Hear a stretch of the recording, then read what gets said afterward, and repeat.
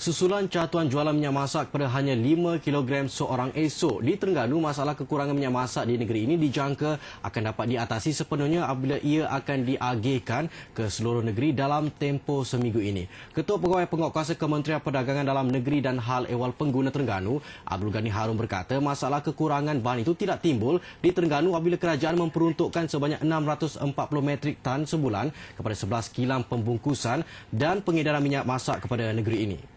Sementara itu, belum pun catuan minyak masak dikuatkuasakan, orang ramai mula mengambil langkah awal dengan membuat belian secara pukal.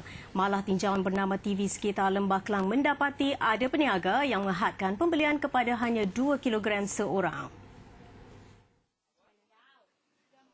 Diorang lebihkan produce minyak daripada diorang suruh customer kurangkan pakai minyak lah, sebab minyak semua benda harian yang kita pakai, so susah lah nak kurangkan banyak benda pakai bergoreng apa semua kan. So I tak setuju, memang tak setuju dengan cadangan tu lah. Paling menerima tamparan mengenai masalah ini tentulah kalangan peniaga kecil. Dia start esok 5 kg pun, 10 kg ke berapa kg. Macam kita orang peniaga memang terpaksa juga. In fact, harga pun kalau dia orang naik pun kita terpaksa juga nak buat macam mana kan. Sebab yalah orang kata ini jalan kita berniaga memang pakai minyak pun. Apa yang pasti, masalah kekurangan minyak masak tidak hanya dapat diatasi dengan mencatu pembeliannya. Sebaliknya perlu dipantau hingga ke akar umbi, terutama dari segi perkilangan, pembungkusan hinggalah aspek pengedaran. Sementara itu, pelbagai langkah proaktif untuk kawalan bekalan minyak masak turut dilakukan kerajaan di pintu keluar di selatan negara ini. Ini termasuk menempatkan anggota penguatkuasa Kementerian Perdagangan Dalam Negeri dan Hal Ehwal Pengguna di Tambak Johor dan laluan kedua dari pukul 12.30 hari hingga 12.30 malam. Dalam pada itu, masalah kekurangan bekalan minyak masak yang melanda sekarang dijangka dapat ditangani dalam tempoh 2 minggu. Ketua Pengarah Bahagian Penguatkuasa Kementerian Perdagangan Dalam Negeri dan Hal Ehwal Pengguna, Muhammad Roslan Mahyudin berkata, kota bekalan akan dipertingkatkan 10% bermula esok.